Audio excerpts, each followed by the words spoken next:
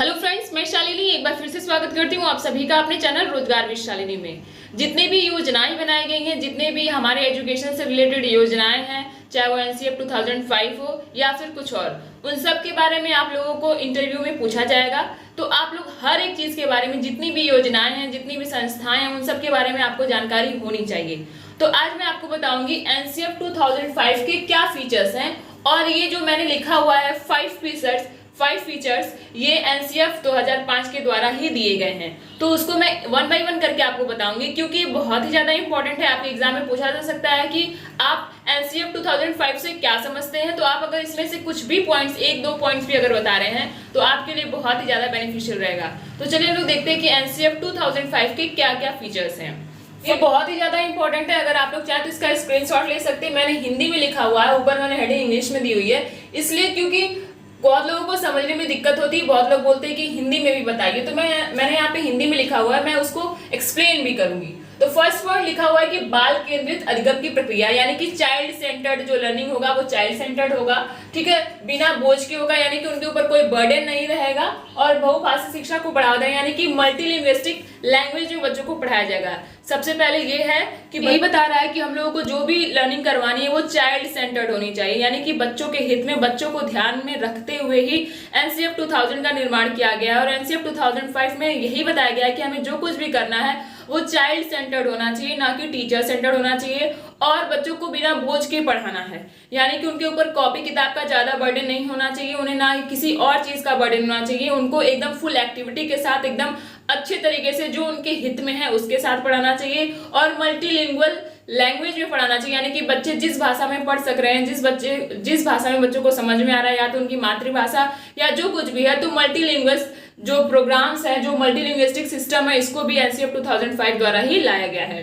Next point है कि रटे बिना सोच विचार कर समझ कर पढ़ना, यानी कि बच्चों को कुछ भी रटवाना नहीं है, उन्हें कुछ भी सिर्फ याद नहीं करवा देना, उनको उस बारे में समझ में भी आना चाहिए, उस बारे में वो खुद से सोचे। बच्चों को कुछ भी रटवाना नहीं है, उन्हें इस तरीके से पढ़ाना है कि वो खुद से विचार करे, खुद से सोचे समझे, और उस चीज के बारे में खुद से एक्सप्लोर करके उसको समझे, ना कि सिर्फ उसको रट ले। हमें रटवाना नहीं है, हमें उनको समझाना है। सपोज करें कि हमें एप्पल की स्पेलिंग बच्चों को पढ़ाना है, तो हमें इस तरीके से एप्पल को बता देना, पढ़ा देना, उसकी जितनी भी चीजें, जो भी स्पेलिंग्स होती हैं, जैसे कि हम लोग स्पेलिंग को कैसे बनाते हैं, एप्पल की स्पेलिंग कैसे बने, ये बच्चे को खुद से आना चाहिए, ना कि वो रट ले कि APPLE एप्पल। उसको रटना नहीं है, उसको समझना है, ताकि वो किसी भी वर्ड की स्पेलिंग को खुद से बना सके।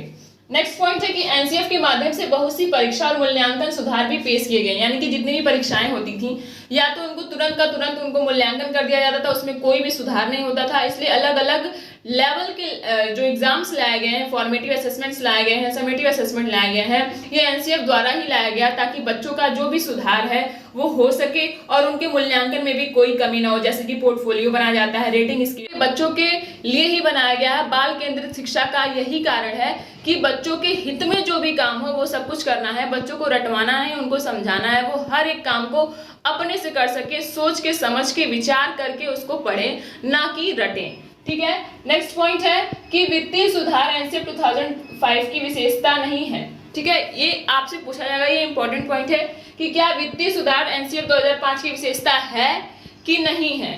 तो जी नहीं, ये वित्तीय सुधार जो है वो एनसीएफ 2005 की विशेषता नहीं है, ये इसका इंपॉर्टेंट पॉइंट है।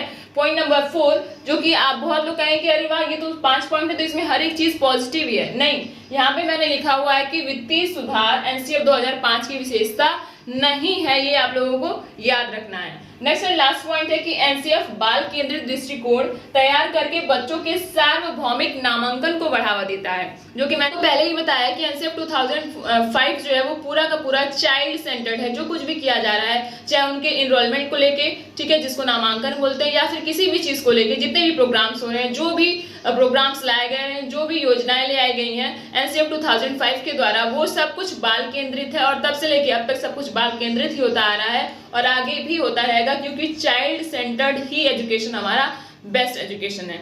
तो ये है एनसीएफ 2005 के कुछ फीचर्स। आप लोग इसको जरूर से लर्न करिएगा, क्योंकि आपके एग्जाम में, आपके इंटरव्यूअर्स के फेवरेट क्वेश्चनों में से एक क्वेश्चन है। तो अगर ये वीडियो पसंद आई हो तो please like and subscribe. Thank you.